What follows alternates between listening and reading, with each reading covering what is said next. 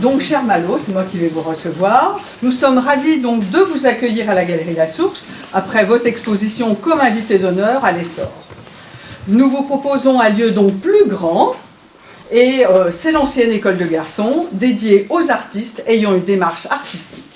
Cela vous permet, Malo, de présenter beaucoup plus d'œuvres pour notre plaisir. Vous êtes diplômé d'un master d'une école d'art et d'un master en conservation-restauration des biens naturels. Vous aimez enseigner et faire découvrir votre travail. Votre peinture animalière met les animaux donc à l'honneur. Grâce à votre talent, ils deviennent de véritables icônes. Ils sont très agréables à regarder et tout est compréhensible pour le visiteur. Vous entrez dans la tradition figurative et vous nous plongez dans un monde onirique. C'est un monde de rondeur, de douceur que vous nous proposez pour admirer ces animaux. Merci Malo pour votre talent. De plus, les week-ends, vous allez nous montrer comment vous travaillez, car vous êtes pédagogue, comme je l'ai dit tout à l'heure. Les visiteurs seront donc ravis.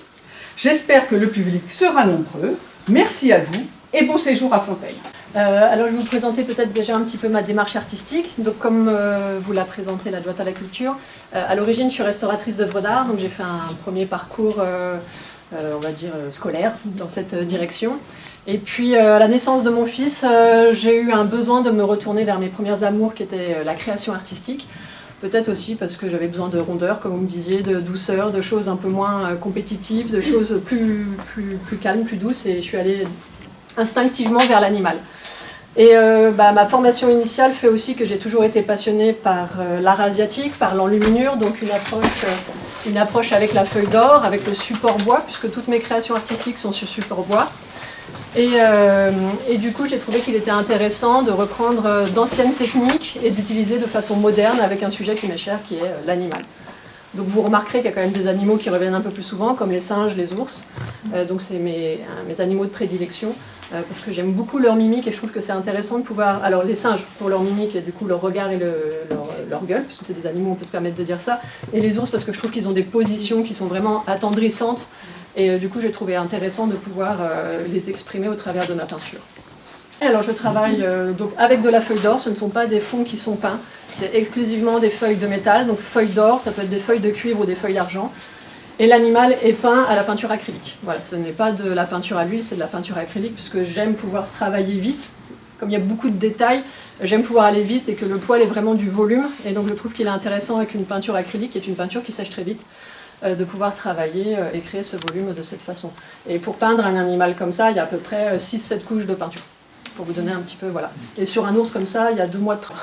Voilà, ça donne un petit peu une idée de ma démarche. Et sinon, après, en dehors de ma démarche, au niveau de mon cursus, vous disiez que j'étais pédagogue. En fait, j'enseigne aussi dans une école d'art sur Paris, à la restauration du patrimoine, pas la création artistique, mais j'ai toujours un pied dans l'école. Alors moi, je travaille beaucoup avec des galeries internationales et un petit peu nationales. Je travaillais pas mal avec la Belgique, c'est ma clientèle principale. Bruxelles, Knock, Liège, Namur. Et puis j'ai travaillé avec Londres aussi, j'ai déjà eu des expositions à New York. Et en fait, là, l'idée, c'est que je me suis rendu compte qu'on ne me connaissait pas en Bourgogne, à force d'être ailleurs. Et un jour, je me suis dit, un jour, il n'y a pas si longtemps que ça, je me suis dit, ça serait peut-être bien quand même de faire connaître mon travail à mes voisins, à mes amis, et puis aux gens qui habitent la même région que moi. Voilà. Je suis bourguignonne, j'habite à Nolay. La feuille d'or, vous avez appris avec la restauration? Alors, dans ma formation initiale, on a une initiation à la dorure. Et après, je suis plutôt une touche à tout. Donc, alors déjà, c'est vrai que jeune, moi, ce qui m'a amené à la restauration du patrimoine, c'est que je voulais être enlumineur. Donc, pour ceux qui ne connaissent pas les enluminures, ce sont les lettrines d'ornements médiévaux. Et il y a toujours de la feuille d'or dedans. Sauf que c'est beaucoup plus petit. Mais moi, mes premières œuvres, elles étaient toutes petites en fait. Je faisais du 10 par 10 et du 20 par 20. Et c'est quand j'ai des galeristes qui ont commencé à me démarcher qui m'ont dit ah, c'est très beau, mais nous, les petits formats, ça ne nous intéresse pas. Vous avez exposé au musée François Pompon. Oui. J'étais invitée à exposer. Mais est-ce que vous avez reçu le prix François Pompon? Alors pour le prix François Pompon, il faut être exclusivement sculpteur. Si vous avez d'autres questions, n'hésitez pas. Sinon, interpellez-moi. Merci pour voilà. l'explication.